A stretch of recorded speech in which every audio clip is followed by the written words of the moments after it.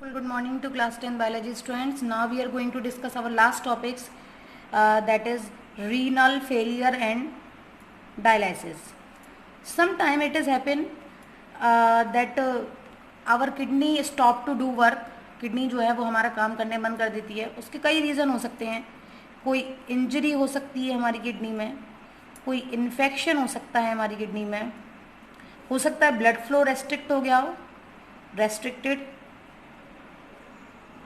Blood flow भी हो सकता है. May be possible high sugar level हो, वो भी अफेक्ट करता है हमारी किडनी की फंक्शनिंग को. It may be possible high blood pressure हो, वो भी अफेक्ट करता है. All these things affect the functioning of kidney in our body, by which the impurities, the waste particles start to collect in our body, which may create problems to our body, which are harmful or lethal to our body. So there is a need for some techniques which help to remove these waste substances from our body. तो कुछ techniques ऐसी होनी चाहिए जो इन waste substance को जो हमारी इकट्ठे होते जा रहे हैं हमारी बॉडी में due to the improper functioning of kidney or failure of kidney. So there are two things. The first thing is that kidney transplantation.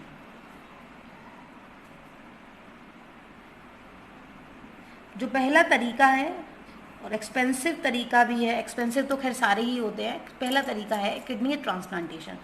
अपना जो एक सेम डोनर है जिसका ब्लड ग्रुप सेम हो, कोई डिसीज़ ना हो, डिसीज़ फ्री किडनी हो, उससे किडनी को डोनेट फैमिली मेम्बर से या कोई रिलेटिव है उससे किडनी ली जाती है, उसको ट्रांसप्लांट करा के हमारी बॉडी में डाला जाता है सर्जरी के थ्रू. लेकिन यहाँ पर सबसे ज़्यादा चांसेस होते हैं क्योंकि हमारी बॉडी बहुत जल्दी पहचान लेती है what is self and non self because of the presence of T lymphocytes. हमारी बॉडी में एक स्पेशल WBCs होती हैं जिनको कहते हैं हम टी लिम्फोसाइट्स. इनका काम ही यही है. If any outer organ, any outer cell is entered in our body, अगर कोई भी सेल है, कोई आउटर बॉडी ऑर्गन है हमारी बॉडी में एंटर कर जाता है, वो ट्रांसप्लांटेशन की भी हम यहाँ बात कर रहे हैं, तो ये तुरंत पहचान ले कि this is not our body, this is not of our body, हमारी बॉडी का नहीं है.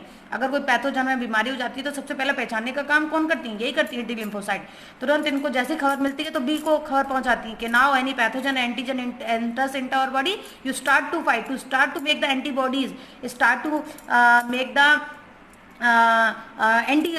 Start to do the phagocytosis, उसको मार दो, खत्म कर दो. इसी तरीके से जब कोई दूसरे की किडनी हमारी बॉडी में डाली जाती है during transplantation, they start to become active and they start to reject that organ, this is not our body, उसको नॉन फंक्शन कर देती है. लेकिन अब कुछ ऐसी टेक्निक्स आ गई हैं जहां पर एंटी लिम्फोसाइट्स हमारी बॉडी में डाल दी जाती हैं. इट मीन्स इसको स्टॉप करने के लिए कुछ टाइम के लिए जब हमारी बॉडी में ट्रांसप्लांटेशन किया जाता है तो ताकि हमारी बॉडी जो है वो उस किडनी को एक्सेप्ट कर सके. तो इस तरह की टेक्निक्स भी हैं जिससे किडनी ट्रांसप्लांटेशन सक्सेसफुल हो जाता है. इसके अलावा भी एक बहुत अच्छा इसका टेक्निक तैयार करी है जिससे कि हम अपनी बॉडी से इम्प्योरिटीज़ को रिमूव करा सकते हैं, which is known as dialyser and it is also known as the artificial kidney, which seems like that, जो उसकी कुछ इस तरीके से दिखाई देती है.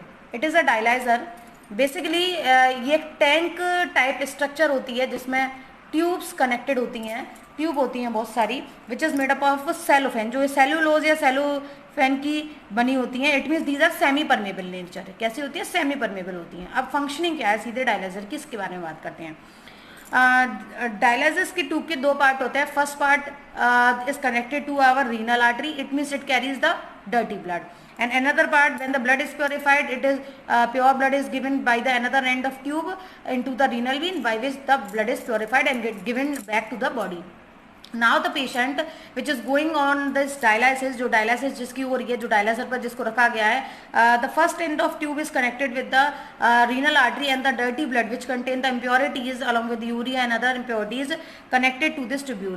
Now this dirty blood enter into the tubule and surrounds or flow in this tube. Now this tank contains a liquid that is known as dialyzer solution or dialyzing solution, which has all the things which are present in our blood. उसमें वही composition होता है जो हमारे blood का होता है accept urea और इम्प्योरिटीज को छोड़कर वही सॉल्यूशन होता है.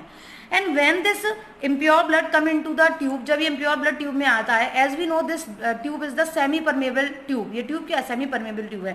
It means the impurity is present in this blood start to diffuse out from this semi permeable membrane, and now the impurities come into this dialyzer solution.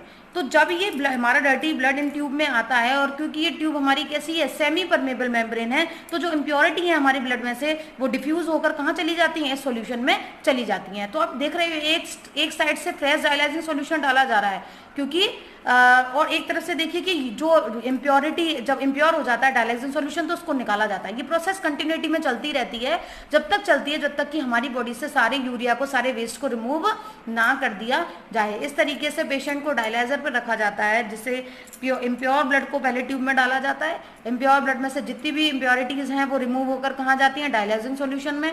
उस impure dialysing solution को remove करते रहते हैं, दूसरी तरफ से fresh dialysing solution डालते रहते हैं। इस तरीके से जो ब्लड आया पूरा वो प्योर होकर आया, प्योरीफाइड ब्लड हो गया। उस प्योरीफाइड ब्लड को फिर से वापस से कहाँ मिला देते हैं, हमारी रीनल वीन में।